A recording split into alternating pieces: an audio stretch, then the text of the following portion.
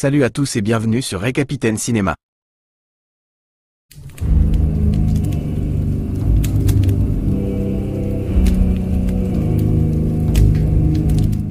Dans leur confortable maison du Westchester, Edward et Connie Sumner mènent une vie routinière avec leur fils Charlie, malgré un lien affectueux.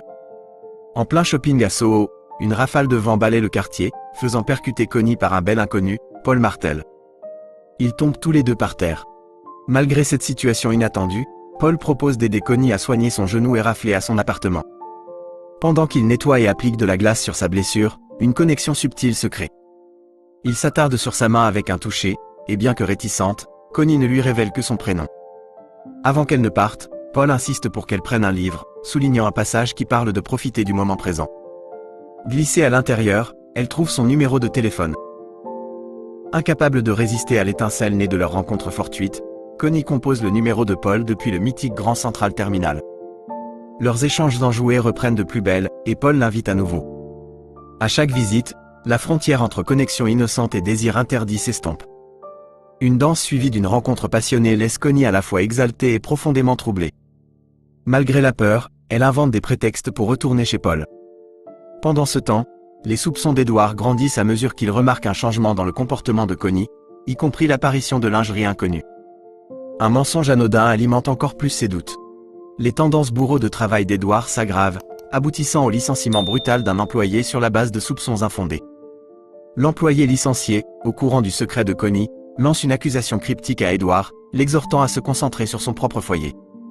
Ce message énigmatique incite Edward à engager un détective privé, et les photos qui en résultent pulvérisent son monde, confirmant ses pires craintes concernant l'infidélité de Connie. La culpabilité frappe fort Connie lorsqu'elle réalise qu'elle a oublié d'aller chercher Charlie à l'école. Décidée à rompre avec Paul, elle débarque à son appartement et le trouve en compagnie d'une autre femme. La jalousie explose et une dispute éclate. Connie accuse Paul d'infidélité, mais ses mensonges ne font qu'attiser le feu. Elle déclare la fin de leur liaison et sort en trombe. Pourtant, les derniers mots de Paul provoquent un revirement. Dans le couloir, leur vive dispute devient physique. Bien qu'elle résiste au début, la passion se rallume et ils ont une rencontre brève et intense avant que Connie ne parte définitivement. Connie parvient à quitter l'appartement de Paul de justesse, alors qu'Edward arrive. En entrant, Edward est stupéfait de voir une boule à neige familière, un cadeau qu'il avait autrefois offert à Connie. Dans un accès de rage aveugle, il utilise la boule à neige pour blesser mortellement Paul. Alors qu'Edward nettoie frénétiquement la scène de crime, un message vocal de Connie joue sur le téléphone de Paul, mettant fin à leur liaison. Reconnaissant la voix et l'implication potentielle, Edward supprime le message pour protéger l'implication de Connie. Il se débarrasse ensuite du corps en le jetant dans une décharge. La police, avertie par la femme séparée de Paul qui découvre son lien avec Connie grâce à un numéro de téléphone trouvé chez lui, se rend chez les Sumner. Feignant l'ignorance, Connie prétend à peine connaître Paul. L'enquête prend un virage serré lorsque le corps de Paul est retrouvé. Les détectives et Edward, désormais conscients du lien de Connie avec la victime grâce au numéro de téléphone, scrutent sa réaction à la nouvelle. Un passage chez le pressing plonge le monde de Connie dans le chaos. Cachée parmi les vêtements d'Edward, elle découvre des photos d'elle et de Paul, révélant qu'il était au courant de l'adultère. Plus tard, lors d'une soirée, une boule à neige apparemment anodine éveille un sombre soupçon. La même boule à neige qu'Edward lui a offerte se retrouve parmi leur collection.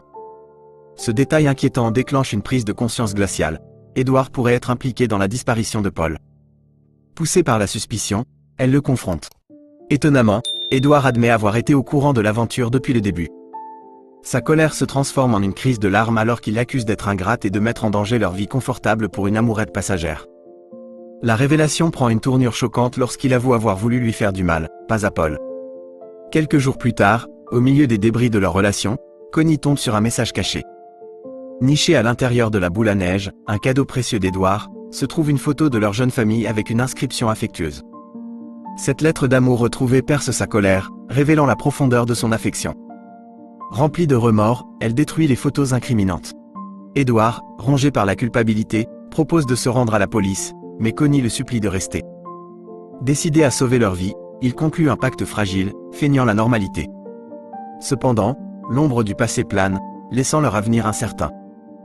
Un soir, alors qu'ils roulent au pas à un feu rouge, Connie se laisse aller à un fantasme désespéré. Les larmes aux yeux, elle imagine fuir le pays, laissant leur ancienne vie derrière eux et en recommençant avec de nouvelles identités. Étonnamment, Édouard embrasse l'idée, marmonnant un accord en disant que cela semble parfait. Mais alors qu'il tend la main pour la réconforter, la dure réalité la frappe de plein fouet. Ils ne sont pas garés à un coin de rue tranquille. Les lumières clignotantes dans sa vision périphérique lui révèlent un poste de police qui se profile à côté d'eux. Et voilà, on arrive à la fin de ce récapitulatif. Si tu as aimé cette vidéo, n'oublie pas de liker. Et si tu es nouveau ici, abonne-toi pour plus de contenu génial comme celui-ci. Aussi, n'hésite pas à regarder la fin de l'écran pour encore plus de vidéos cool. À bientôt.